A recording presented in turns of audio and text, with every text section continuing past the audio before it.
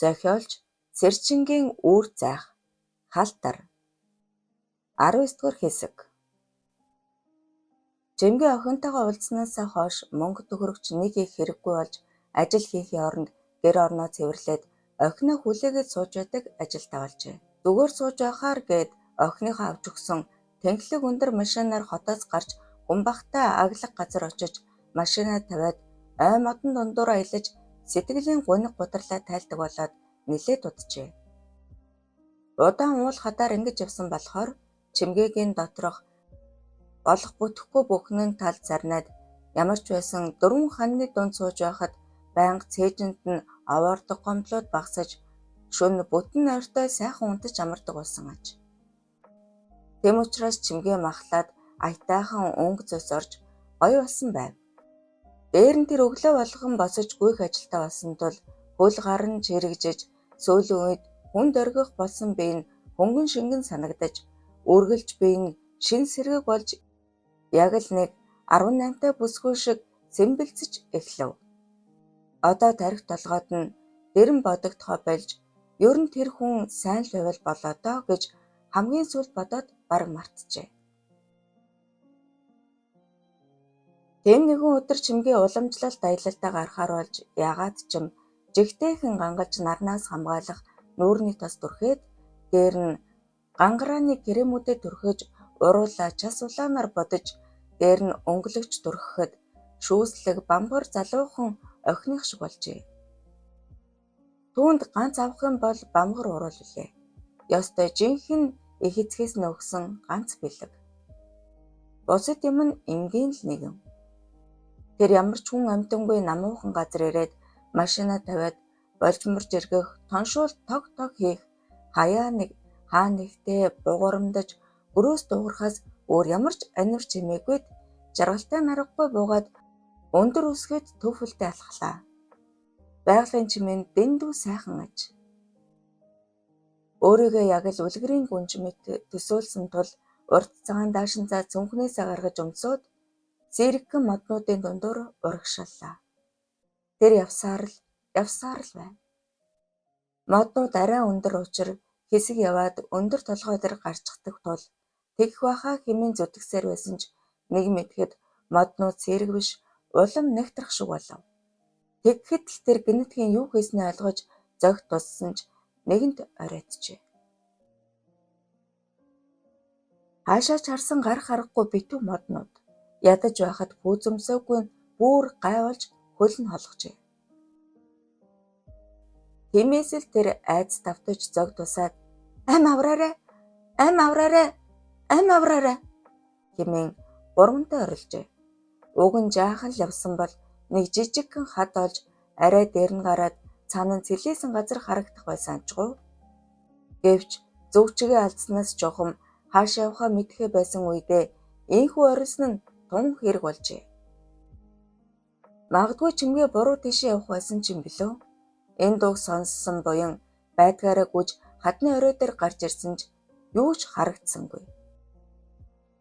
Дуу гарах зүгийг баримжаалан доош буугаад хүн байна уу хэмээн уртаар орилохдоо хажууд нь цавцгаан даашинзтай үзэгсэлэнтэй бөөсгүй гайхаж байсан байртай таг хөдөлгөөнгүй зогсож буйг харав. Хашгирсныхан дараа нэг их удалгүй гинэтхэн гүйж гарч ирсэн залууг хараад ингэн чиний санаагүй бүсгүй бараг л ичидтэй учирсан мэд цож ирдсноос ийхүү даггацжээ. Бүсгүүрээ дөхөж очисон буян бүр гайхаж ой таксины жолоочудаа гэхтэл халтрын аав гээгдэх нөгөө дэрэнтэй учиргүй адилхан хүн болохыг мэдв. Хүн амтангүй зэлүүдэн газар чи яаж хэмээн буян бүр нэг гайхсан байртай харахад чимгээ эцсэндээ нүрээ дарж юу л да уучлаарай явж аваад гинэтхэн төрчгөөд сандраа ташгирчихсан юм хэмэв. Буян түүнтэй мэдлээд ядаж хөлдөө эвтэйхэн бөөз өмсөхгүй яагаад вэ хэмээн ужиргүй хол явснаас болж хөлийг нь холгож цус олсныг хараад өөрийн бүзээ тайлж өглөө. Чимгээ бушуухан өндөр өсгөөдөө тайлж хаяад углаад авав. Ёо, ийм гоё байдаг үлээ гэж дотроо дуулдлаа. Хэдийгээр хэд томдож холхиж байгаа ч гэсэн хавдаж бараг мэдээгүй болсон хөл нь чухмал жаргалын оронд очисон аятай тайвшран тав тухайг олжээ. Буян нийл цус болсон гудлыг сэжиглэж барилгүй гартаа холбож бариад нэг гараараа чимгээг хөдлөв. Чимгээ ой дотор төөрөөд чухам үлгэрийн ханхуудаа учирсан мэт баярлав. Тэр их намуухан түшигтэй тулахтай хүн аж. Явсаар байж буянгийн майхан дээр ирэхэд охин нь унтаж байлаа. Ямар азар чи хашгирсан бол доо. Эстэгвэл энэ ойд төөрвөл тэгээд л гар харахгүй болдог гэсэн гэж буян хэлэхэд чимгээ харин тэмээ ёстой балаа юм а. Зөндөө л ууланд явж байсан. Гэхдээ энэ удаагийнх шиг гин алдаж байсангүй. Хэмээн авч өгсөн усыг нь өгсөхгүй залгив. Халтар унтаж байхдаа амандаа өглөж зүүдэлдэг аж. Тэр ээжээ та намайг дахин битгий орхороо ээжээ гэснээ ам нь өмөлцөхөд буян босож очиод толгойг нь нээлж миний охин унт ээж нь дахиад чамайг орхихгүй гэж зөөлхөн шивнэхийг чимгээ сонсоод энэ охин ээжгүй юм байх та. Эвидээ эртэд мөм өгөхөд даанч хурдам буур гэтэл хөөхөд байсан юм. Тэгэхэд миний байж байсан царайг ёстой буутаад алчмаар шүү. Хэмээн өөрийгөө шүүмжлэн бодож өмөлцлөө. Майны нөмөрч наад даашинзаа та одоо тайсан дээр бах та. Нэгд мухоолчхон хоёрд бэд чин туухгүй бах гэд майхныхаа эзэнгүй өрөөг заав. Ингэж энэ гурав танилцаж дотносох суурь тавигджээ. Чимгээгийн хувьд угийн дэрэмдээ амьдарч байсан учраас асуудалгүй байлаа. Харин буян энэ гоёмсог ганган хүүхнийг битүүхэн харж намаагч тоохгүй зү бодвол залуух нөхөртэй байх. Эсвэл сая хормой хийчгээд залуудаа тунаад энд тэнд явж байгаад наадтай таарсан биз. Хэмээн янз бүрээр таамаглаж үзжээ. Тэд амарч аваад хот руу дөхөж явснаа. Яг энэ замаар би явж байсан. Хэмээн чимгээ хэлэхэд буян буцаж тавихад машинд нь хүргэж өгөв. Тэд аль хэдийн уцаа солилцсон мэлээ. Хэд хоногийн дараа чимгээ буянтай уцаар ирж хоолгидгийг өрөв. Төөнийг аварсан тул ийхүү урьж байгаагаа хэлжээ. Энэ үед нөгөө талд амьдрал ингэж өрнөсөн байна. Би удахгүй Монголд очлоо гүнж минь намайг тосож аваарай гэсэн зурвас болхиуд Вайбраар ирэв. Олон жилийн дараа эцэст нь нийгэм ирэх шивдээ хэмээн шивнэснээ аха би таныг өөрийн биеэр тосож авнаа. Та битгий санаа зов хэмээн хариу илгээлээ.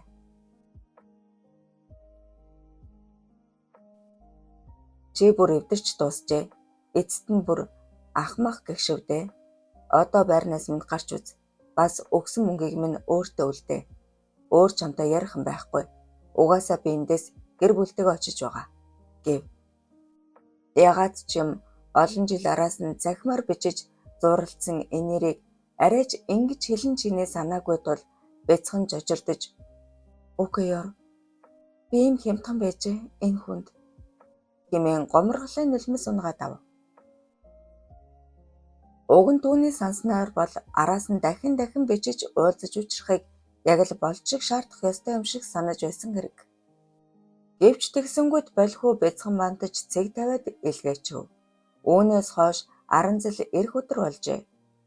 Болхоо бизнесийн ашгаараа авсан ганган цагаан дөрвөлжин бензин унаад нисэх буудлын руу ухсгэв.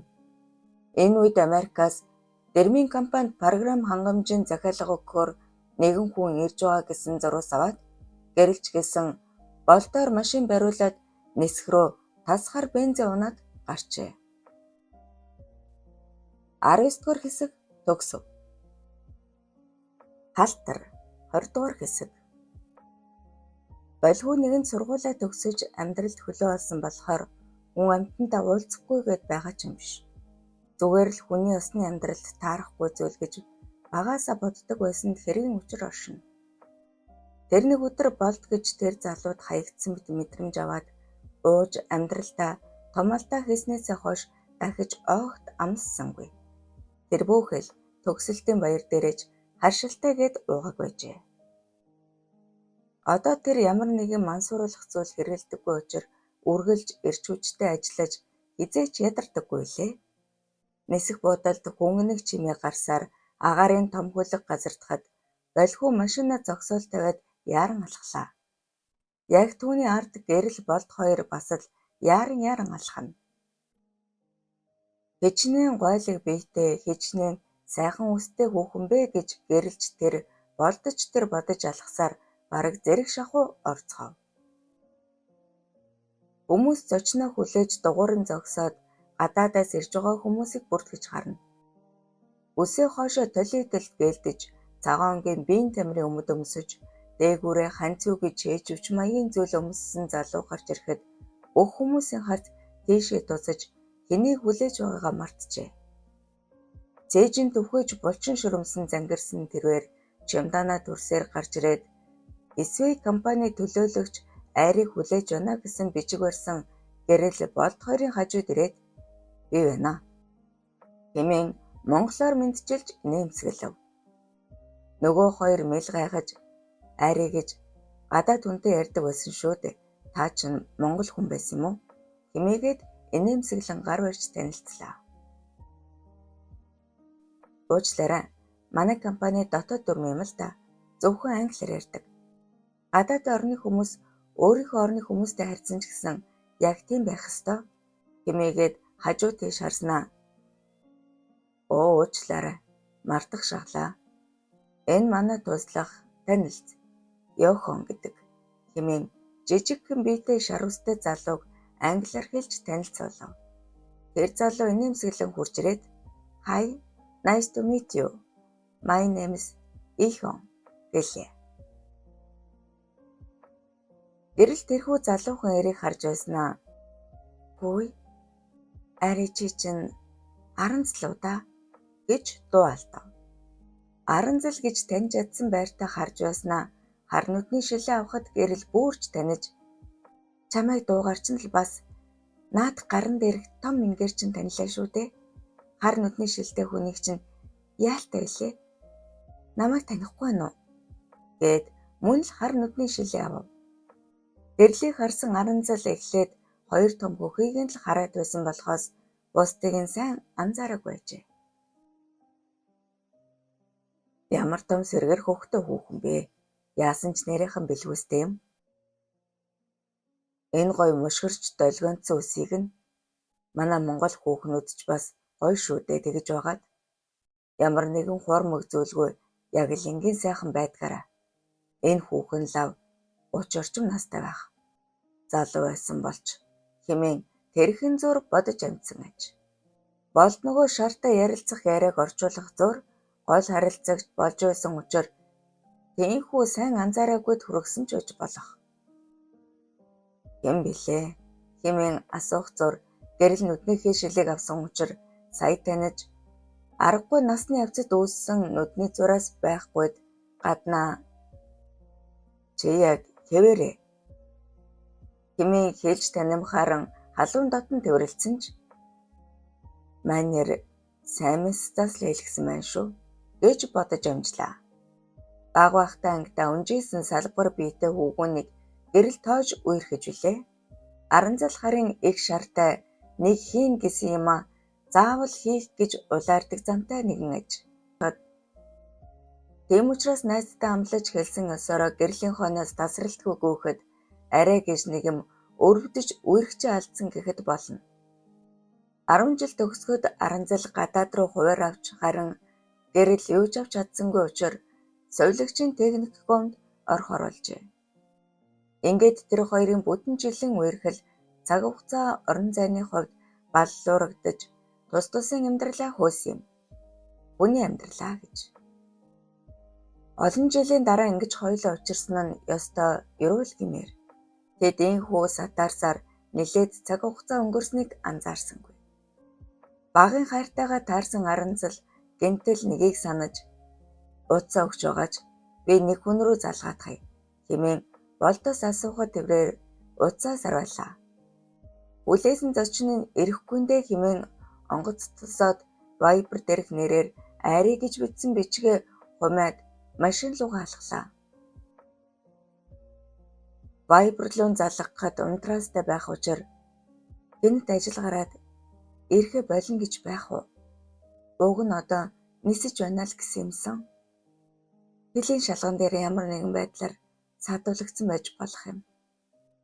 Юу тач машиндаа суугаад хүлээж л байхаас хэмээн буцаж очиод суудлаа хойш булган дуг хийсэн ажээ. Болихгүй хэдийгээр хүлээж авах дургүй байгаа ч гэсэн аргагүй байдалд амьдрал нь маш томоор тусалсан хүнийг бодохоос өөр гарц байсангүй. Хэдийгээр тэр мөнгийг нь огт хэрэглээгүй ч гэсэн чухам тийм их мөнгийг анх удаа амьдралдаа барьж үтсэн учраас нүдний хор гарсан бөгөөд шал өөрөөр сэтгэж амьдрахад томц тус хүргэсэн гэхэд болно. Иймэрхүү олон зүйлийг бодож байгаад дуг хийж гисэн аж. Тэр утасныхаа дуг санамсаргүй хаснаа мэдсэнгүй. Дарах шиг мэдрэмж аваад сэрчээ. Өдөр дунд болж байсан цаг нь аль хэдийнэ орой болж гадаа бүрэн хий татжээ. Тэр нам унтсан байв. Утас яагаад дуурдаггүй лээ? Үргэлж над руу хангинаж байдаг үсттэй хэмээн бодоод шалгавал 21 дуудлага ирсэн байлаа. Тэр дунд хамгийн ихэнд болдгисэн дугаараас 5 удаа залгасан байв.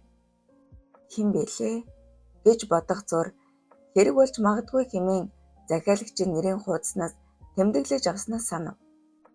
Үүднийг хүлээн авах тэднийг хариуцсан менежертэй л байн харилцдаг болохоос захирлын туслахтаа бараг ярьж байсангүй. Бараг гэдг нь эхний удаа сайн байна уу? Танахыг хариуцсан менежер оргилтой холбогдорой гэж дугаар өгсөн. Сүүлд танаа гэрээ 3 сараар сунгасан гэж өөрийн биеэр 1 удаа хэлсэн. Ийм л 2 удаа холбогджээ. Тэр бүрд нэг л танил юм шиг дуу сонсогдоод өнгөрсөн ажгүй. Нэрийг нь мэддэггүй байснаас сүүлд нэрийн хуудас дээрээс мэдсэнийг бид бүгд мэдэх үлээ. Яагаад ингэж олон залгадаг вүлээ хэмээн календараа гаргаж хараад өнөөдөр тэднийхэнтэй гэрээ дүгнэж барьцааны мөнгө аваад цуцлах өдөр байсан байна гэд санаашран ахаад эднийх шиг том компани олдохгүй дээ. Тэгээд ч эднийх надгүйгээр хүний нөөцөө шийдэхэд хэцүү. Тэрнийг нь яаж ойлгуулдаг юм блэ гэж бодож байтал дахин дуудлага орж ирлээ. Угсгийн шүүрж авахад та яагаад утсаа авахаа болчихов? Өнөөдөр гэрээ дүгнэх өдөр байлаа. Бас миний утсаар манай түнш чам руу холбогдох гэж залгаад байсан байна. Маргааш ажил дээр ирээрэй хэмээн утсаа салгажээ. Үүнээс 2-7 хоногийн өмнө нэг үйл явдал болсныг дуулгах нь зүйтэй гэж бодож байна. Тэр өдөр дэрэм нэг шийдвэр гаргажээ. Охин нь ээжтэй ч биш, ээжгүй ч биш нэг тийм 2 гэрт амьдраад байгааг бид мэднэ.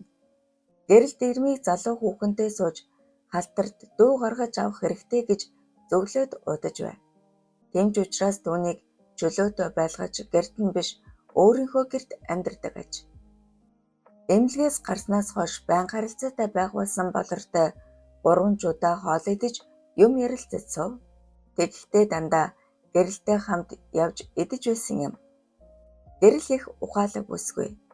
Тэр дэрмийн амьдралыг дэндүү сайн мэдэх болохоор өөрөөсөө ахмаг насны эгчтэй биш, арай залуухан хүүхэнтэй аз жаргалтай амьдарч өнгөрсөнд алдсан аз жаргалаа олох ёстой гэж боддог болжээ. Хэдийгээр дэрэм тун сайхан залууч гэсэн яаж ч бодсон өөрийнх нь хүүтэй ойролцоо насных болохоор ингэр зөрүүлж эрен болсон ч энэ аз жаргал богинохон байх ёстой. Бидэнд ийм хүмүүжил байхгүй гэж хадуу шийджээ.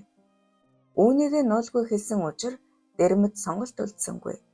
Болор эмч 39 хурж яваа гунгасан сайхан бүсгүй байсан бөгөөд нэг өсвөр насны хүү охин 2 тайжээ. Аав нь гадаад яваад тэр чигтээ ирэлгүй тэндээ өөр хүнтэй суусан гин. Тэр ч гэсэн одоо болтол эргээд ирэх байхаа гэсэн итгэлтэйж хүлээдэг аж. нэлээд ахмад насны хүн байдаг гэдгийг ч хэлжээ. Өөрийнхөө амьдралыг нэг нүгүү ярьсан дэрэм тэр өдөр буюу гэрлийг гадаадаас ирж байгаа тусгай төлөөлөгчийг тосгоор явсан өдөр болортой гадуур болцохоор болов. Халтар гэртээ шатраа тоглоод үлдэв. Миний охин гадагшаа гарахаар бол аавда хэлээрээ огт гарч болохгүй шүү гэжээ. Гэрлүүгөө яарсан сэтгэлээр гарсан дэрмийг болор гэртээ орив. Гэрийн хаягийг хараад их гайхлаа. Гэр нь ердөө тэдний хамгийн дээд давхарт байрлах байр байсанд эргэн учир оршино. Ийм юм гэж байдгаа хэмээн амандаа үгэлсээр тэдний хаалгыг тогшов. Болор одоохон гэж хашгирах дуу сонсдоод гүйжрэн үүдний камераар харснаа хаалгаа шууд нээж яана ойрхон явж байсан юм уу? Ямар хурдан ирдэг юм бэ? Бүр гайхлаа шүү дээ. Дөнгөж сая л хаяг авсан мэт дээ хэмээн танан цагаан шүдээ гаргаж инээгээд эхнэр нь ирээг юм уу? Халтар яасан юм? Хэмээн донжтой наргагүй хөхөрснөө хаалгаа хаажгаад түүнийг тэрвэрч үнсээд уруулаа нийлүүлж аманд нь хилээ хийв. Дэрэм ийм янаг хайрлалт ойрд хараагүй болохоор хамаг биеэр нь цахилгаангүйд цохиулах шиг болж тархин манс хийв. Урд нь 2-3 удаа болцохдоо учиртайхан гарцаар эхнэрийнхээ хажууд шилбүрдэхдээ навц хийж гэмт хийчихсэн мэт гөлбөлзөж сонирн болдог байсан бол энэ удаа хажууд хэнэгэн байхгүй болохоор бараг л болрыг тастаад хаячихмаар санагдсан ч гэрлийн учиртайхан бөгөөд намжиртайхан харах харц ширтэх шиг санагдаж жолоогоо айжуухан татав. Болор хатуу сэргэр хөөгтөө бараг төрөөгүй хангал байц шиг бүх юм нь шив шинхэн хав хатуухан халуухан янаг ажээ.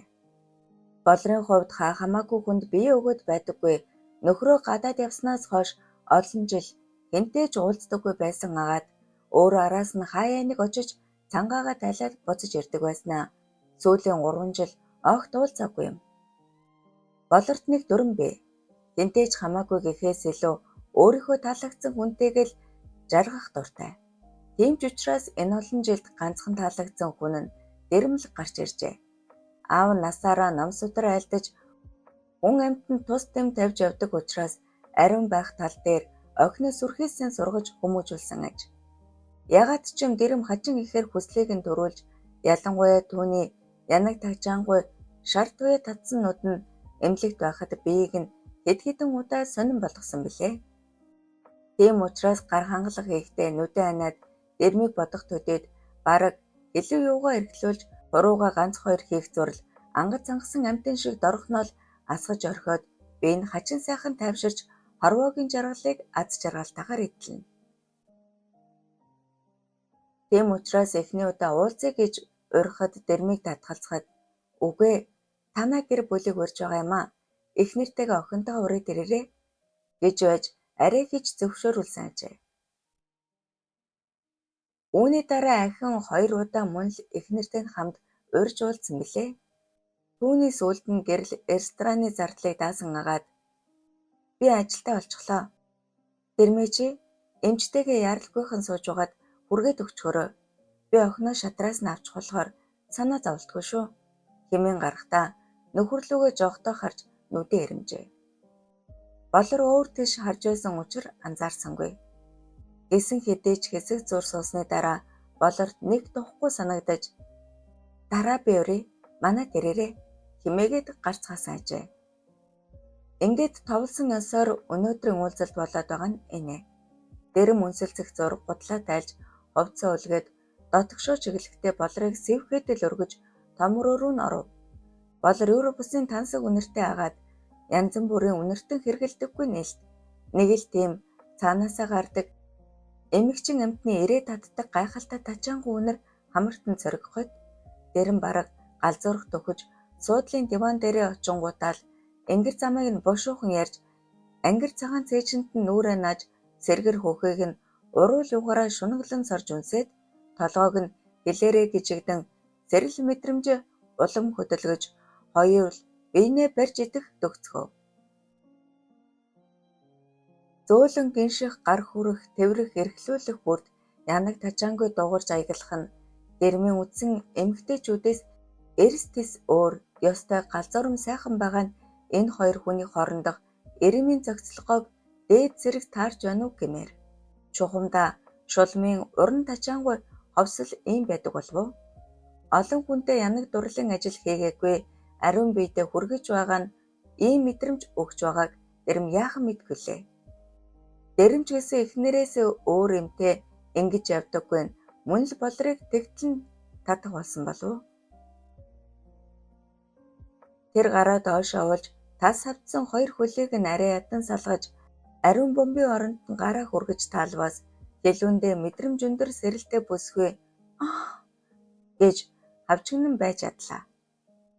Ёстой баргал шээж гисэн юм уу гэмээр салтаа норжээ. Ийм сайхан орчныг мэдрэх гэж дэрэм толгоогоо шургуулж хэлээрээ хэлүүг нь урин таалахад хүүхэн хэдхэн хавчигнаад асгачглаа. Биеийн тавирч сайхан болсон бүсгүй эрхэлсэн харцаар дэрмийг дээш татаж босгоод одоо над сэлдээнийхээ хүслийг хангалттай харт минь би болсон. Хэмээн зөөлхөн шивнэж чихэнд нь хэлээ хүргэж гиншив. Дэрэм нэг босож өмдөр доошлуулснаа гэрлийн зөөлхөн цэнхэрнүүд харагдах шиг болгоод хоёр гар нь хөшиж юу хийгээд байгаагаа гэнэтхэн ухаарч тэлээгээ буцаж татлаа. Яг энэ үед дэрмийн утас хангинаж гэрэл залгаад чи хаана вэ? Би гэрт ирчихлээ хараа хэмээн эргэлэнгүй уцтхан тэрэ. Хажууд нь амьсгаа даран хүлээж байсан болор уруулаа царвалгаж өө яасан бэ? Эхнэр чинь ирчихсэн үү? За явдаа хонгор минь. Үлгэрийн юм шиг залуу минь. Дараа тухтаа залгаарай хэмээн бослоо. Халуухан дур тачаалаас болоод чухам юу болоод өнгөрөвдөө гэсэн шиг ямар халуухан юм бэ гэж санаандгүй хэлээд ууж амжаагүй том сэлдээгээ хүчээр шахуу доош дараад үүд рүү эргэв. Огт залгадаггүй гэрэл чухам ягаад залгасныг уншигч танд сонирн болгон хэлээ. Дөнгөж гадаадаас ирсэн зочноо хүлээж авч албан ажлаа халд танилцуулаад аранзалдаа хэдэн үг солих гэж болдыг эртгэн явуулж наад хүнээ буудалтанд тоглоулж би багын найзтайгаа хэдэн үг солиод гаръя да хэмээжээ. Ингээд аранзалтай хоёулахнаа үлдэж хорвоо дэлхийн хамаг эмийг түүж яриад улмаар хажуугийн буудлын руу орж хоолой захиалж идэх гээд гарсан аж. Доогуур хүн амтан их байсан тул 5 давхарт нэг өрөө захиалж орцгов. Нэг улаан дарс авч захиалаад ганц хоёр шимцгээж бараг 2 цаг сууцгаав. Энэ хугацаанд нэлээд томоотой байсан аранзал нэм идэхэд гэрлийн араас гинэтхэн тэврээд авчээ. Буудал орё гэсэн хүүхэн болгон цаанаа чухам юу хүсдгийг мэдэх тул ийхүү эр хүний хувьд зориг гаргаж үйлдэл хийсэн ч гэрэл эвтэйхэн буулгаад хүүхэд насны ариун дурлалаа үрд хамгаалъя хонгор минь. Наад чи хөгшин хүнээ чи одоо яах вэ? Би нэг хайртай залуутай юм. Даанч тэр минь хитрхи залуу гэж дотроо шивнсэн ч гаднаавал уучлаарай хонгор минь. Хойлоо дараа олъё тийх үү? Надад жаахан эвгүй байна гэж хэлжээ. Ингэж дэрмийг хуурч чадахгүйгээ мэдсэн гэрэл аранзлаа салахтаа нулимс туслуулан явсаар машиндаа сууж гэрлүүгээ тавьжээ. Дэрмийн гэрт орж ирэхэд охин нь унтаж байв. Аваагүй байгаач аваал нөхөр шиг болсон тул хардангуй айс гаргаж жолоог нь сул тавьсан гэд арай нөгөө болортой самураад байгаа юм биш үсттэй. Гэж элдвийг бодох зур хэсэг сууснаа тэсэлгүй уцаа шуурч аван залгасан нь тэр юм. Тэр нь ч онсон гэдгийг бид мэднэ. Гэрлээс дуудлага авсан дэрэм хам хумхан гарсан ажгүй. Түүний цахилгаан шатанд суухад урдаас нь жилгэр сайхан биетэй хар нүдний шил зүүсэн аранзал зурж гараад хаалга тогшлоо. Болорт огт хэлэлгүй ирж буй энэ. Тэр ингэж хэлэлгүй орж гардаг зуршилтай. Дэрмийг юмаа мартаж гэж бодсон болор бараг нүцгэн шахуу гүйж ирж хаалган ойлгочхоод хэдэн жил алга болсон нөхрөө зогсож байсанд дуалтан тэрвэрч авлаа. Тэр зэрэглэн бүсгүй учир тэрвэрх зураа бурхан минь дэрэм байсан бол гэж боджээ. Ийм нэгэн холион бантан шиг болсны эцэс дэрэм гэрэлт хайртайгаа Аранзал эхнэртэй хайртайгаа ойлгоцгоож хэн нэгнгүйгээ амьдрч чадахгүйгээ гүнзгий ухаарсан ухаарлын үдэш байсан юм. Баярлалаа дээд Тэнгэр бурхандаа. Халтар охин ээжтэйгээ үлдэж тэд цаашдаа нэг гэрт амьдрахаар болсон юм. Харин маргааш нь гэрээгээ цуцлахаар очсон байлхууг болдтой уулзахаар орж явхад Аранзал гэрлийн өрөөнөөс гарч яваад халз тараад "Өө чи чинь нөгөө" гэхэд байлхуу таньж ядан "Энэ булчинлаг ах чинь хэн билээ? Таньд хүлэв" хэмээн эргэлзэв. Тэгэхэд Аранзал нүдний шилээ аваад л тэр нэгэн ахимаг насны ах болохыг таниж дуалтав. Тэр хүн байлхууд дурлаж тоогдох гэж ийхүү олон жил үзэгдэж харагдалгүй бие хөгжүүлж гайхшруулж чадсандаа ихэд бахархалтайгаар инээгээд "Би гэртээ бүр мөс ирсэн" гээд нүдээ ирмэж нөгөө гэрийн талаар хэндэж хэлж болохгүй шүү. Жиш хэмээн шивнэв. "Та чинь энд" гэхэд Аранзал зөөлхөн нэмсэглэж "Чи намайг мартчихээ дээ. Анх би чамайг ийшээ явуулсан баха. Чамайг амьдралд хөлөө олгоё гэж тэгсэн билээ. Ах нь одоо эхнэр хүүхэдтэй үнэнч үлдэхээр шийдсэн. Үүсэх юм ааж үзлээ. Одоо олно. Цаашид зүгээр л хуурай ах дууй. Миний охин ах нь яг чам шиг охин дуутай байгаад алдчихсан юм. Тэр үед би жаахан алдаа хийсэн. Тэр алдаагаа залруулах гэж олон жил хичээлээ" гэд толгойг нийлэв. Байлхуу удаан хугацаанд энэ хүнийг хичнээн буруу ойлгож байснаа ухаарч нүдэнд нь нулимс цэлгэнээд ирэв. "Аха, намайг уучлаарай.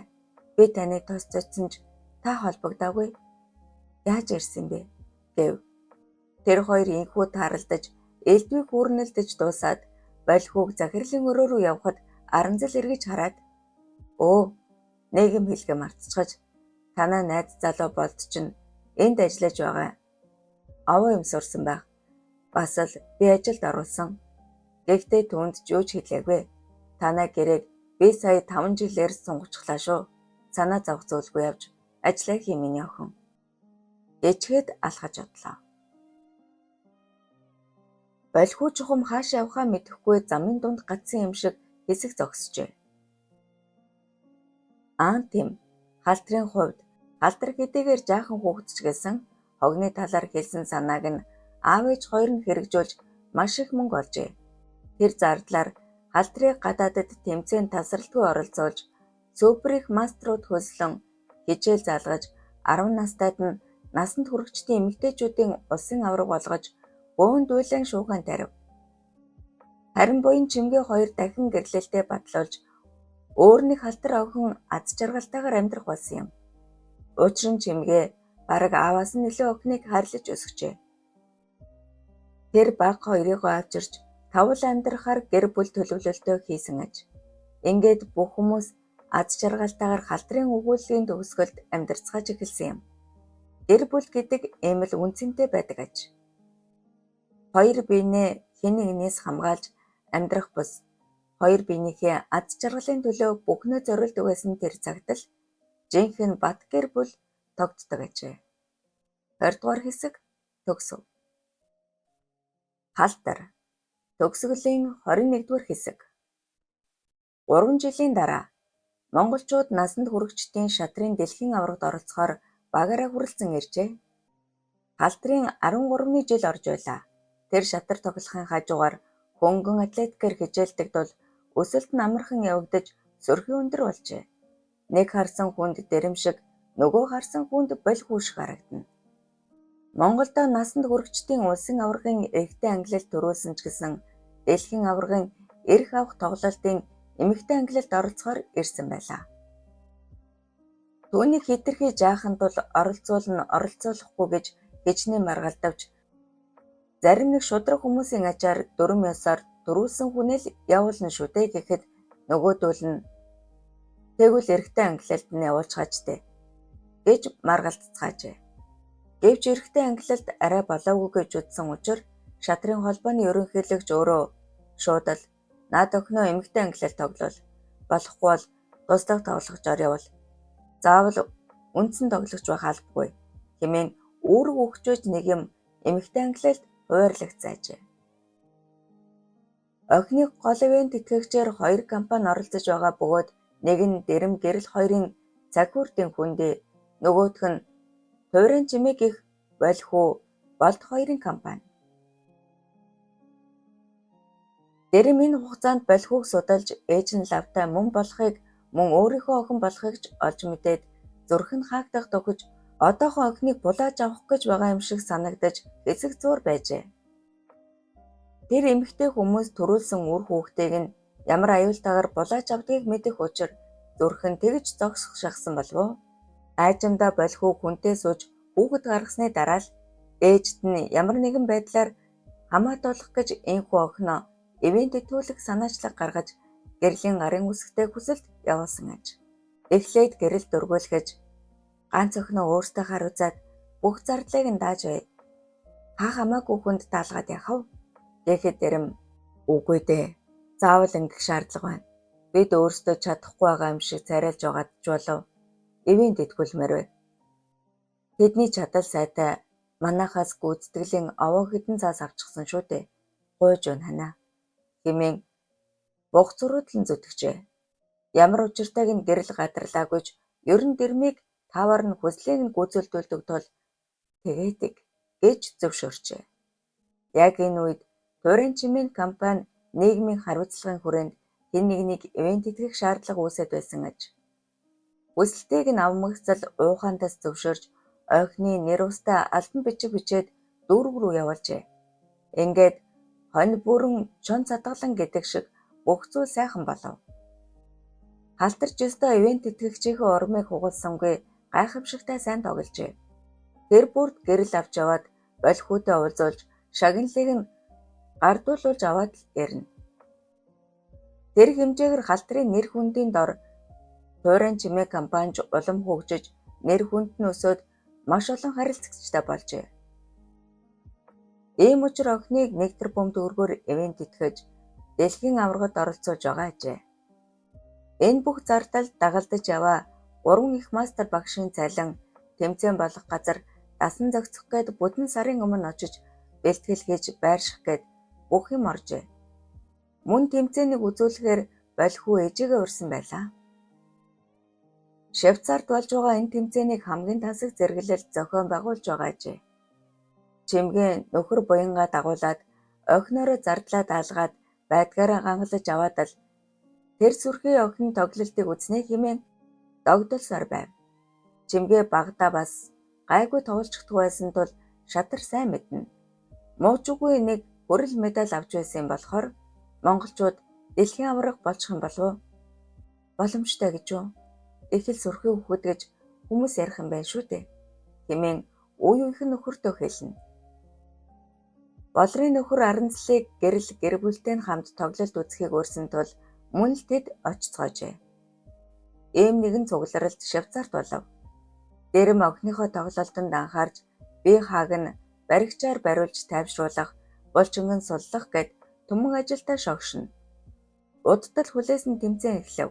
Халтар юу ч болоогүй юм шиг унтсаар байгаад тэмцээнд оров. Заал руу алхаж явтал тэмцээний зохион байгуулагч "Ийшээ хүүхэд орохгүй.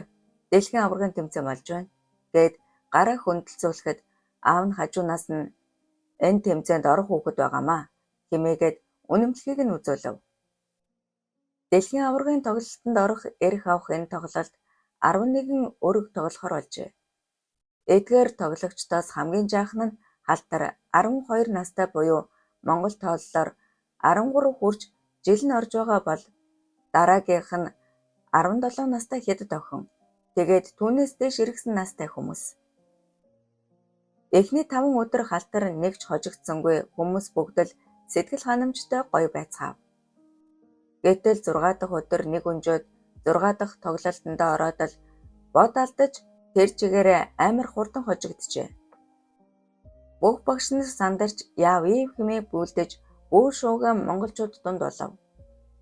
Интернетээр үзэж байсан хүмүүс хүртэл ийм амархан юмыг харахгүй, ийм хүнийг дахин аваргад явуулж тоглуулж байдаг гэж ирээдэл цахим орчинд ёстой талцал үүсгэдэг.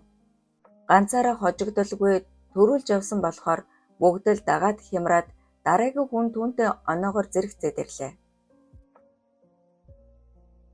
7 дахь тоглолтонд ороод загнуулж зэмлүүлсэн халтар гаран дээрээ хүү алдаж улмаар байрлалаа хамгаалж чадахгүй байсаар Энэтхэгийн их мастрын өмнө дахиад л цагаан дугуургүй.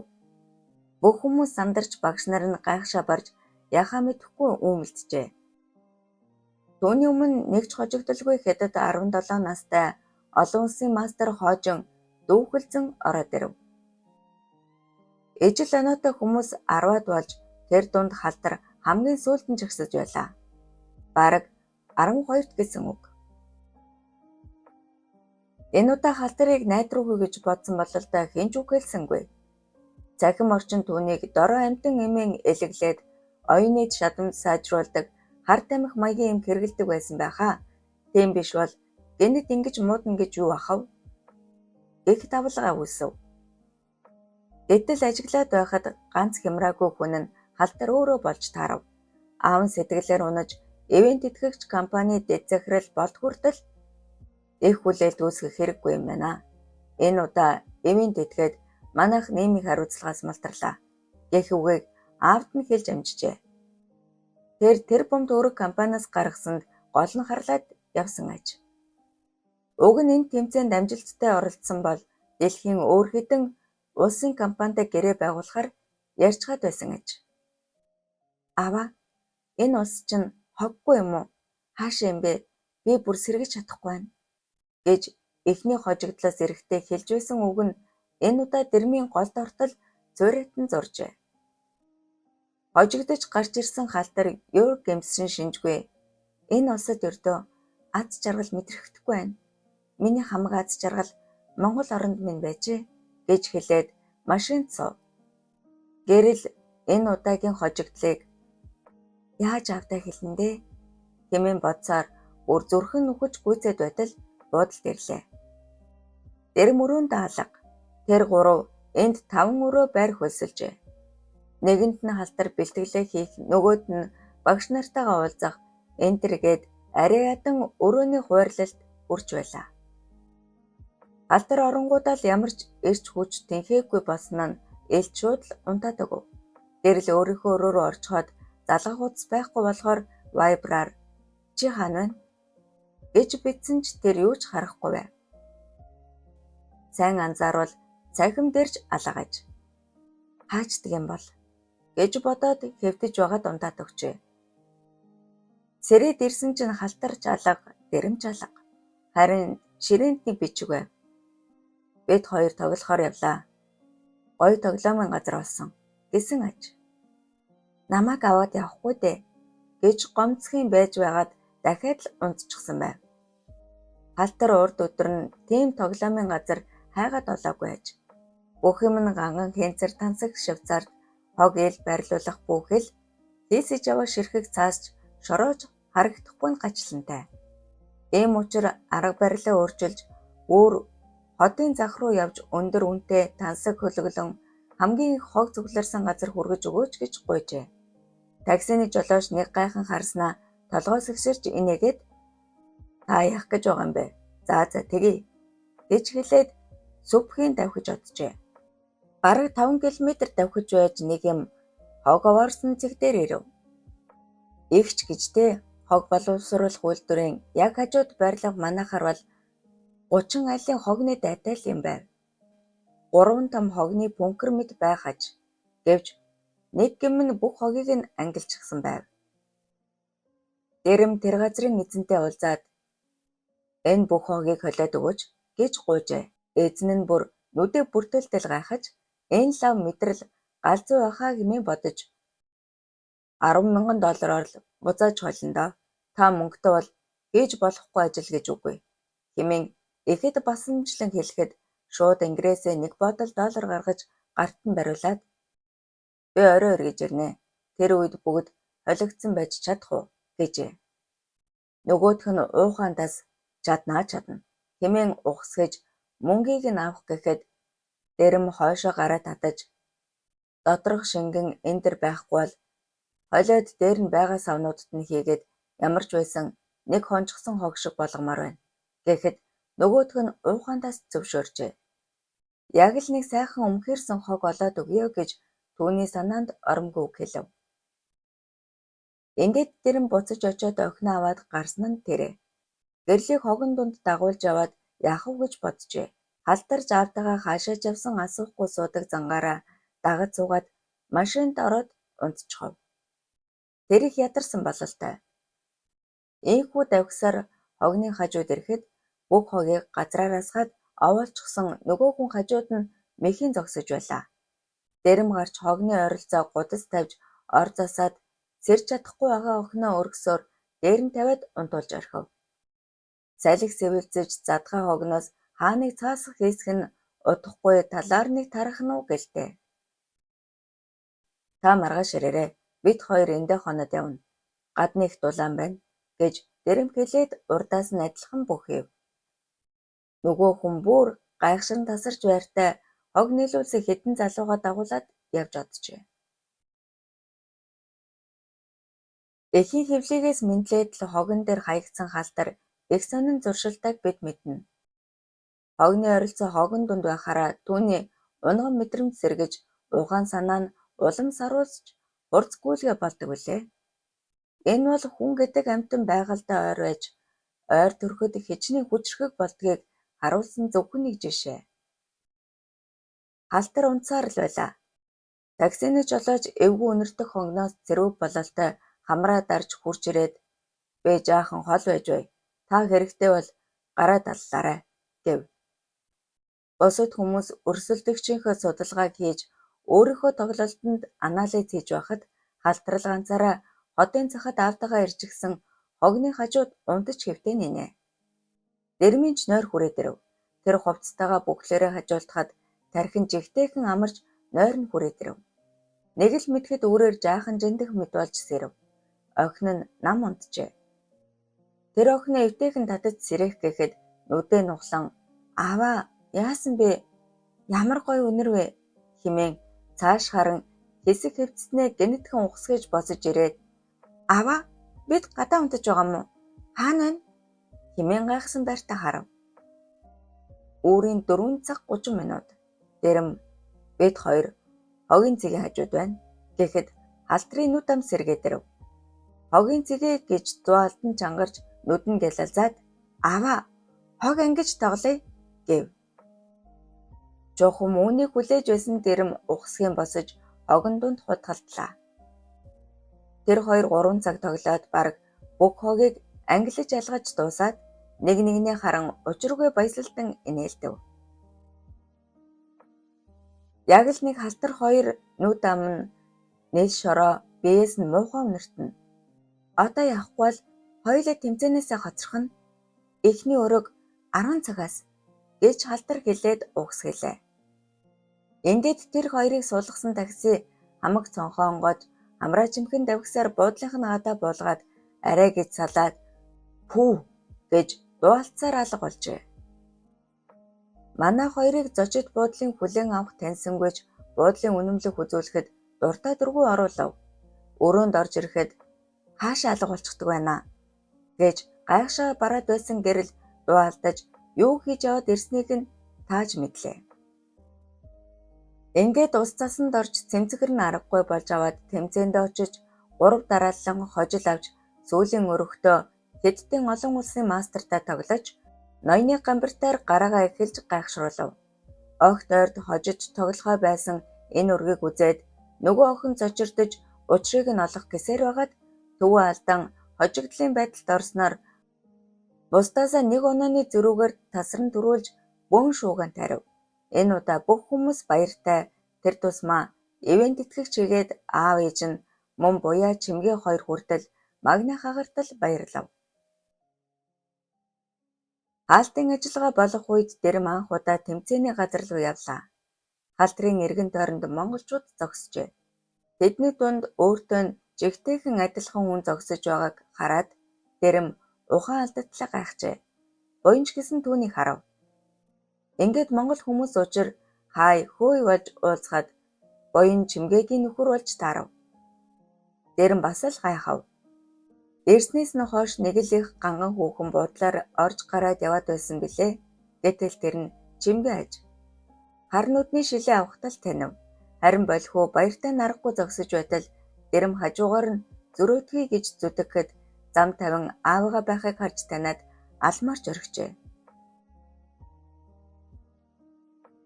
Дөнгөж зам тавьж өгөөд урагшаа хардал аавынх нь өдөөс ахаад нэг аав нь ирж авлаа. Болхоо нүдний шилээ аваад дэрэм саял анзаарсан мэт "Үгүй энэ чинь миний охин халтартаа яасан адилхан хүүхэд вэ? Чамайг хэн гэдгийм?" гэхэд болхоо нэмсэглэж "Өө, та чинь халтрын аав байсан юм уу? Намайг болхоо гэдэг" хэмээн ээлдэгхэн хариуллаа. Чимгээгийн цаан зогсож байсан ээж нь ударч "Аав чинь шүү дээ" хэмээн аяархан хэлэхэд энэ үгийг сонсоод олон жил хүлээсэн охины нүднээс совдон нулимс асгарч "Ааваа" гэж хашгиран угсгэсэн ч чухам аль нэг нь тэрхээ мэдэхгүй буян дэрэм хоёрыг гайхан харлаа. Дэрэм инээж "Миний охин аав нь энд байна" хэмээн инээмсэглэхэд саяхан тайзны араас орсон халдар буянгийн гараас бариад зогсож байлаа. Болхоо сандарч "Хөөе, чи тийшээ яваач, шагнал гардуулах гэж байна" хэмээн халтрыг халтартай андуурч эхлэхэд охин өөдөөс нь "Эгчээ, би тэмцээнд ороогүй, тэр чинь өөр халтар" гэж хэвлүүхэн хэлэв. Ингэж буун бодлоон дунд аав охин ихэр X гээд хүмүүсийн толгой орим явдал уйлаа майлааны эцэст дэлхийн авраг шалгаруулах тэмцээний эрх авах тэмцээнд төрүүлсэн Монгол улсын мастер Дэрмийн халдар таныг тайз руу ирж байна хэмээн зуурайлав. Төгсөв. Зохиолч Сэрчингийн үр цаах.